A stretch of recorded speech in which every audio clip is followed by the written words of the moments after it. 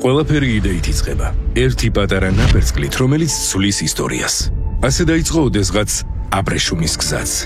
გზა, რომელმაც ხალხები, კულტურები და ეკონომიკები დააკავშირა.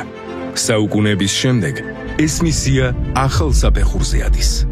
დღეს, როცა ფიზიკური ინფრასტრუქტურის, პორტების, რკინიგზისა და სხვა სატრანსპორტო კვანძების განვითარება ამარტივებს ვაჭრობასა და ტვირთის მოძრაობას, აუცილებელი ხდება მოქნილი ფინანსური სისტემების არსებობა.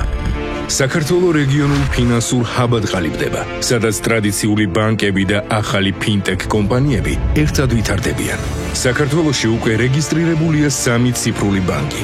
ოპერირებს 30-მდე ციფრული აქტივების კომპანია. ახალი რეალობა ეფუძნება ღია ბანკინგს, ტოკენიზაციასა და ბლოკჩეინ ტექნოლოგიებს. საქართველო ყალიბდება ციფრულ ხიდად აზიასა და ევროპას შორის.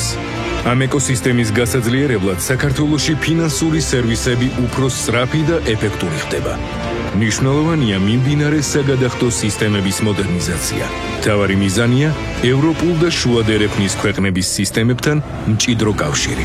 თუმცა მხოლოდ ტექნოლოგია საკმარისი არ არის. აუცილებელია ქმედითი თანამშრომლობა მარეგულირებლებს საჯარო და კერძო სექტორებს შორის.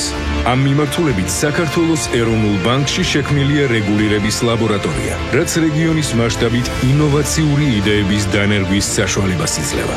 სწორედ ამ მიზანს ემსახურება გლობალურ ფინანსურ და ტექნოლოგიურ ქსელთან GFTN-თან თანამშრომლობა და პირველი ფინანსური სამიტი საქართველოში.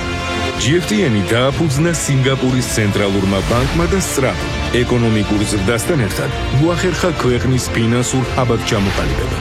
GFTN-ის ქსელი აერთიანებს მსოფლიოს 11 ქვეყანას. ისეთ ფინანსურ ცენტრებს, როგორიცაა სინგაპური, შვეიცარია, იაპონია და არაბთა გაერთიანებული საამიროები. დღეს ამ პრესტიჟულ ქსელს საქართველოც უერთდება და ამ ციფრული ჯაჭვის მტკიცე რგოლად ყალიბდება. თბილისში ფინანსური სამიტისა და აბრეშუმის გზის ფორუმის მეშვეობით შუა დერეფნის ქვეყნების რეალური ეკონომიკა და ფინანსური ინოვაციები ერთიანდება, რათა რეგიონის ლიდერებმა ერთად შექმნან მომავალი. აბრეშუმის გზიდან ციფრულ ეკონომიკამდე ეს გზა გრძელდება.